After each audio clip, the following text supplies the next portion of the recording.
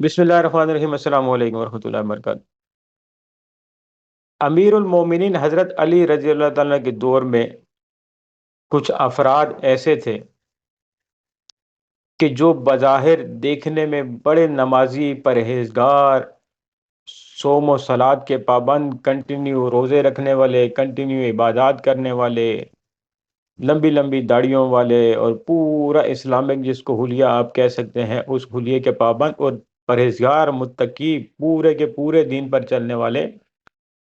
انہوں نے حضرت علی رضی اللہ تعالیٰ عنہ کے اوپر کفر کا فتویٰ لگایا تھا، اور ان کو عرف عام میں یا اس فرقے کو خوارج کہا جاتا ہے، خارجی کہا جاتا ہے، ان کو خوارج کہا جاتا ہے۔ جب حضرت علی رضی اللہ تعالیٰ عنہ کے پاس یہ بات پہنچی کہ کچھ ایسے نوجوان ہیں، اور کچھ نہیں ہیں، وہ ہزاروں کی تعداد میں تھے، کہ وہ آپ کے اوپر کفر کا فتویٰ لگاتے ہیں، آپ کو کافر کہتے ہیں، تو حضرت علی رضی اللہ تعالیٰ عنہ نے انہیں کوفہ بلایا، کوفہ بلا کر ان سے بات کی کہ بھائی تم میرے بارے میں کیا کہتے ہو؟ تو انہوں نے کہا ہم آپ کو کافر سمجھتے ہیں۔ تو پوچھا گیا کیسے کافر سمجھتے ہو؟ تو ان لوگوں نے کہا، یا ان میں سے جو ان کا نمائندہ تھا اس نے کہا کہ قرآن آپ کو کافر کہتا ہے۔ اب دیکھیے اس سے آگے والی بات غور سے سننے کی ہے کہ قرآن آپ کو کافر کہتا ہے، تو حضرت علی رضی اللہ تعالیٰ عنہ نے قرآن سے پوچھا، ایک مرتبہ یوں تھپ تھپا کے پوچھا کہ بولو مجھے کیا کہتے ہو، اے قرآن آپ تم بتاؤ مجھے کیا کہتے ہو، ایک مرتبہ، دو مرتبہ، تین مرتبہ۔ تو لوگوں نے کہا کہ اے امیر المومنین آپ یہ کیا کر رہے ہیں، قرآن آپ کو کیسے بتائے گا؟ تو امیر المومنین حضرت علی رضی اللہ تعالیٰ عنہ نے کہا کہ میں یہی تو پوچھ رہا ہوں قرآن سے کہ میں کون ہوں، یہ کہتے ہیں کہ قرآن آپ کو کافر کہتا ہے، قرآن تو مجھے نہیں کہتا، اور جس پر قرآن آیا یا اس کے بعد آنے والے لوگ جنہوں نے قرآن سمجھا انہوں نے تو مجھے کافر نہیں کہا، یہ کیسے کہتے ہیں؟ اب اس نقطے کو سمجھیے گا کہ وہ لوگ نمازی تھے، پرہیزگار تھے، دین کو سمجھنے والے تھے، صوم و صلات کے پکے پابند تھے، وہ قرآن سے ہی مسئلہ اخذ کر کے حضرت علی رضی اللہ تعالیٰ عنہ کے اوپر کفر کا فتویٰ لگا رہے تھے، قرآن کو سامنے رکھ رہے تھے، قرآن میں سے نکال رہے تھے کہ اس وجہ سے حضرت علی کے اوپر کفر کا فتویٰ لگتا ہے۔ پھر ہوا کیا؟ اب دیکھیں وہ لوگ دور صحابہ میں تھے، عربی کو بہت اچھی طرح جاننے والے لوگ تھے، پیدا ہی عرب میں ہوئے تھے، مادری زبان ہی عربی تھی، اور وہ مادری زبان عربی جو قرآن کی زبان ہے وہ سمجھنے والے لوگ تھے، وہ بولنے والے لوگ تھے، ایک نہیں ہزاروں میں تھے۔ ان کو حضرت علی رضی اللہ عنہ نے سمجھایا کہ آپ غلط ہو، آپ اس چیز سے ہٹ جاؤ ورنہ آپ کی ہماری جنگ ہوگی اور آپ سب مر جاؤ گے، چند بچ جاؤ گے، ہم میں سے چند مریں گے باقی سب بچ جائیں گے۔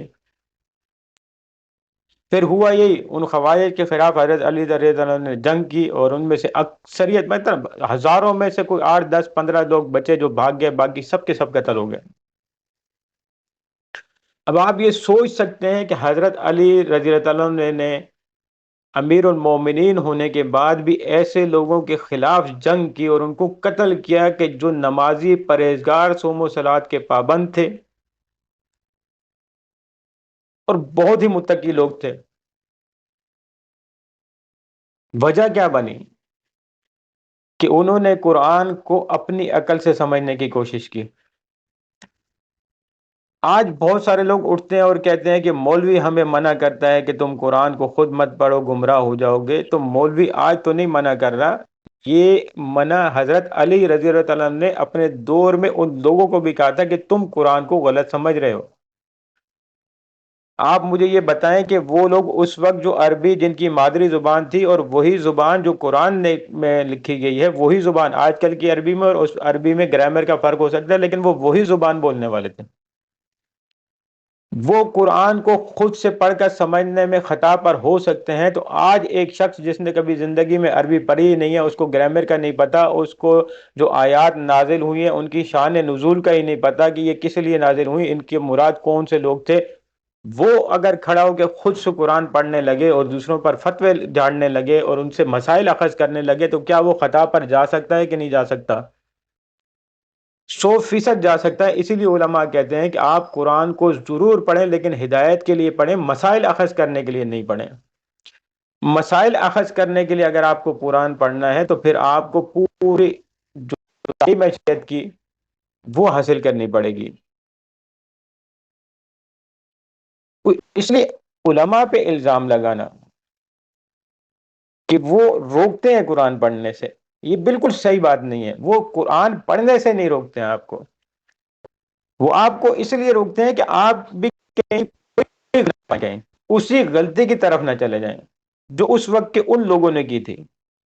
اور ان کے خلاف قتال ہوا تھا، جنگ ہوئی تھی ان کے خلاف، اور امیر المومنین نے کی تھی. آج دھڑلے سے اٹھ کے کہا جاتا ہے کہ یہ علماء آپ کچھ چیزیں چھپانا چاہتے ہیں. علماء، میں عالم نہیں ہوں لیکن میں علماء کو جانتا ہوں، ان کی بات سنتا ہوں، اور مجھے اتنا عقل ہے، فہم ہے کہ میں ایک غیر عالم ہونے کے باوجود جب قرآن اٹھاتا ہوں تو پھر اس میں مجھے آسانی ہوتی ہے کہ نہیں ہوتی، سمجھنے میں نہیں ہوتی، مشکل ہو جاتی ہے، خصوصاً جب ہم مسائل اخذ کرنے کی طرف جاتے ہیں. ایک ہمارے اسپیکر صاحب ہیں، وہ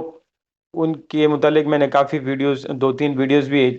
اپنے چینل پر ڈالی ہوئی ہیں جہاں ان سے خطا ہوئی، ان کی تصحیح کے لیے ڈالی ہیں. وہ بھی ایک بات کل پرسوں کر رہے تھے کہ یہ دیکھو مولوی تمہیں منع کرتا ہے قرآن مت پڑھا کرو، میں تمہیں ہزاروں ایسے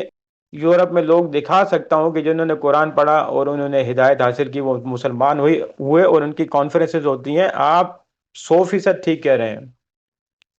آپ کی اس بات سے ہمیں اختلاف ہے ہی نہیں، لیکن یہ بتا دیں کہ ان ہزاروں میں سے کتنوں نے مسائل اخذ کیے قرآن سے؟ ایک نام بتا دیجیے گا، ایک نام. کہ وہ جو ہزاروں مسلمان ہوئے قرآن پڑھ کے، یورپ میں ہوئے، امریکہ میں ہوئے، دوسرے کنٹریز میں ہوئے، انہوں نے قرآن میں سے مسائل کتنے اخذ کیے ہیں؟ یہ بتا دیں ذرا.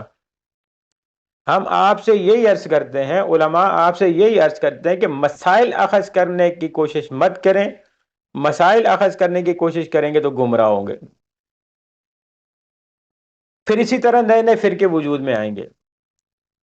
میں نے اپنی پچھلی ویڈیو میں بھی یہ بات کہی تھی کہ آج بھی آپ دیکھ لیں کہ جو لوگ اس موجودہ وقت میں یہ کہتے ہیں کہ قرآن خود سے پڑھنا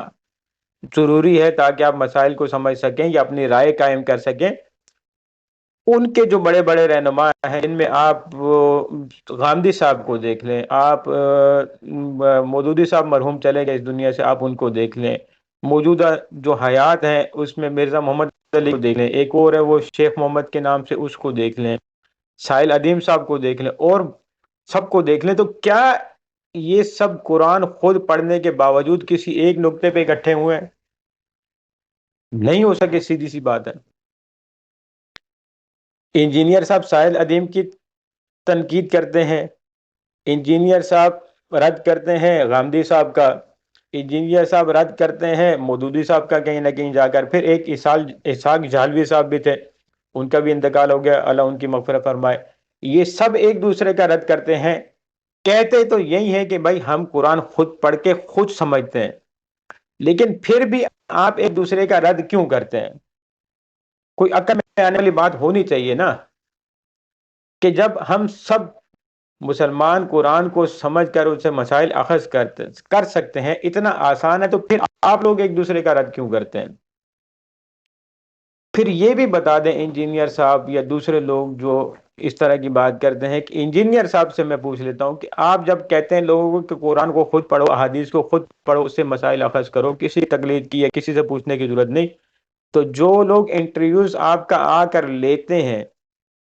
آپ ان کو انٹرویوز کیوں دیتے ہیں؟ آپ ان کو کہیں بھائی میرے پاس کیوں آتے ہو، تمہارے پاس قرآن ہے، حدیث ہے، پڑھو اس سے، دیکھو اس میں کیا کیا لکھا ہوا ہے، کیوں سمجھا رہے ہوتے ہیں ان کو؟ لیکن ایسا ہو نہیں سکتا.